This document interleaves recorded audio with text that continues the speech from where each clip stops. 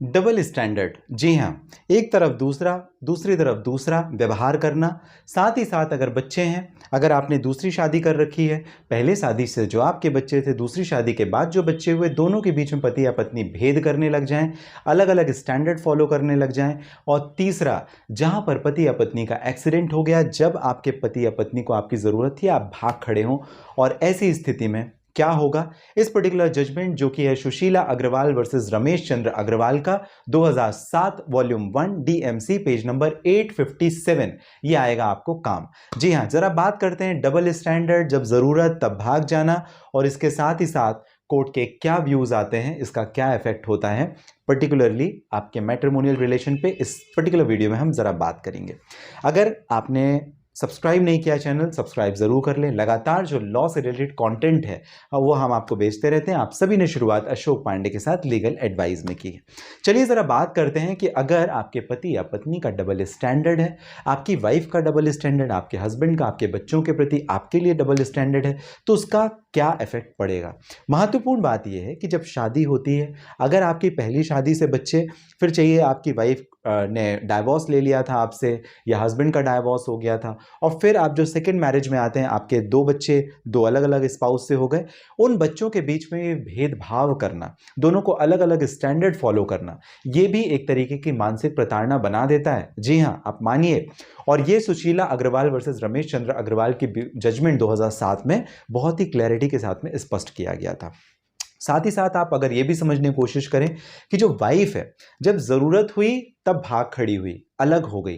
ऐसा ही हस्बैंड के साथ में भी हो सकता है, जब पत्नी को जरूरत थी, उसका ऑपरेशन होना था, या कोई ऐसे एक्सीडेंट को मेट कर गए जहां पर अब पति की जरूरत थी, पति गायब।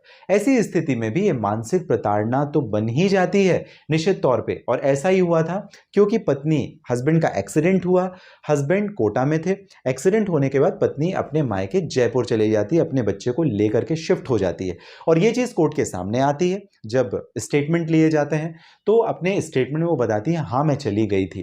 ट्रीटमेंट के टाइम पे जो हस्बैंड था, उसका भाई, उसके परिवार के लोगों ने साथ दिया, लेकिन पत्नी जिससे अपेक्षा थी वो वहां से गायब हो जाती है, वो चली जाती है।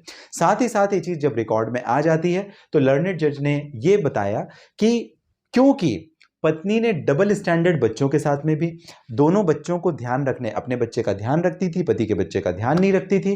साथ ही साथ जब जरूरत पड़ी तो वो भाग गई, वो अलग हो गई, वो चली गई, उसने ध्यान नहीं रखा अपने पति का, तो इससे कहीं ना कहीं मानसिक प्रताड़ना तो जरूर एस्टेब्लिश होती है, और इसे आधार बना करके दे दिया गया तलाक। तो कहीं भी डबल स्टैंडर्ड की जहां पे बात आएगी, दो अलग अलग तरीके से ट्रीटमेंट की जहां पर बात आएगी, वहां पर मेंटल क्रुएलिटी का भी बन जाता है आधार। आपको बहुत ही कॉशियस रहना अपने रिलेशनशिप में। इस वजह से कहीं पर भी अगर आप ऐसा कर रहे हैं या आपके साथ में ऐसा हो रहा है, तो जो जजमेंट है आपको ध्यान रखने वाली बात है। Sushila Agrawal versus Ramesh Chandra Agrawal 2007 volume 1 DMC page number 857, काफी महत्वपूर्ण जजमेंट है। मेंटल क्रुएलिटी के आधार पर कोर्ट ने डाइवोर्स परमिट किया, ग्रांट किया।